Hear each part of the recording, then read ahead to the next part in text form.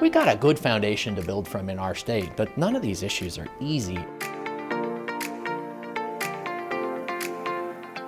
Hello and welcome to this edition of the State of Soy.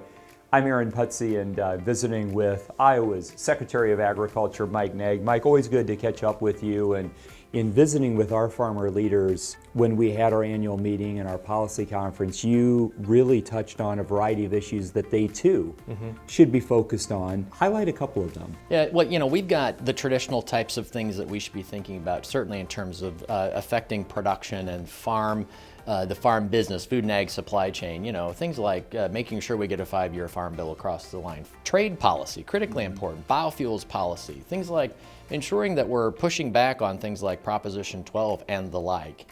Those are things we're really comfortable thinking about, but I'm also thinking a lot more about, well, we've got to think about workforce, and we've got to think about quality of life in agriculture, and oftentimes those are rural issues. They're not exclusively rural issues, but that is why we do need to think about, as ag, what about housing? What about childcare? What about quality education and healthcare? Immigration. We have got to get immigration figured out in this country as well. Those are all pieces that sometimes feel like they're a little bit outside of ag, and certainly they're sort of outside of production ag issues, but they are things that affect life in Iowa, life in rural America, and frankly, I think are essential to our future success as the food and ag supply chain in this country, and certainly in Iowa. And good news is we got a good foundation to build from in our state, but none of these issues are easy or a single issue. It really does take leadership and community investment, and the state of Iowa needs to be playing a role in that as well. These issues really hit home, and there are a couple I know that are front and center for you as we enter this new year and we look to the future. Obviously, animal health, we have issues with high path, we have issues with those who maybe don't believe we should be, producing things in a modern way. Touch a little bit about what your message is on just a couple of those topics.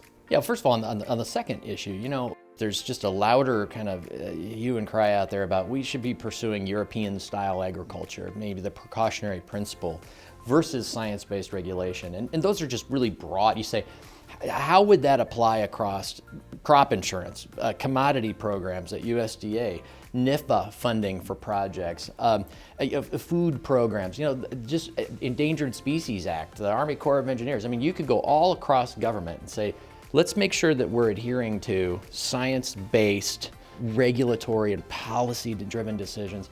Those are the things that I think we need to really take a bigger view of and make sure that we're holding to those things.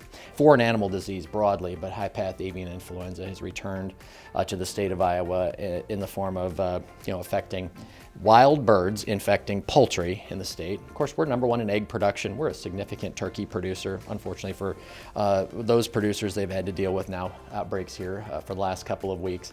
And the other is this interaction with dairy. And we knew that was something we didn't really expect in 2024, was this spillover event from poultry into dairy. And that continues to be an issue across the country. We're going to be testing some of the milk coming out of those dairies here in the coming weeks as we get into 2025 to get an assessment of which herds are dealing with this in the state of Iowa. We're not the only state doing this. This will be a nationwide effort. I think that's good. Knowing is important.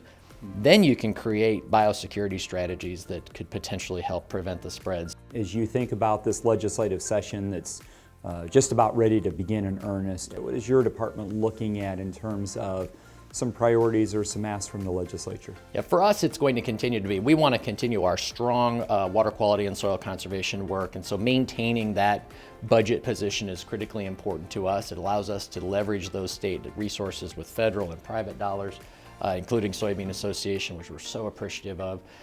Animal industries. The animal industries is a major focus for us. We're asking for some additional resources to better help us prepare. Hey, my team does great work, but they're also, it seems like they're in emergency response mode all the time, or they've a significant amount in the last 3 years. And we just need to accommodate for that, and that work is so important. So our animal industries will be a key focus for us. Strengthening our food safety mandate at the department. We inspect dairies and meat processors, and there's more of that meat locker work happening. There's actually some increased dairy processing happening, so those are good things. We just need to accommodate for that with inspection.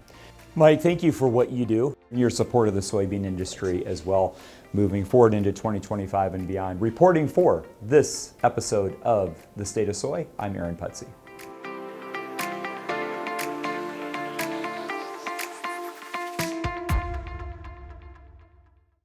You know, everything starts with the land. We really respect farmers.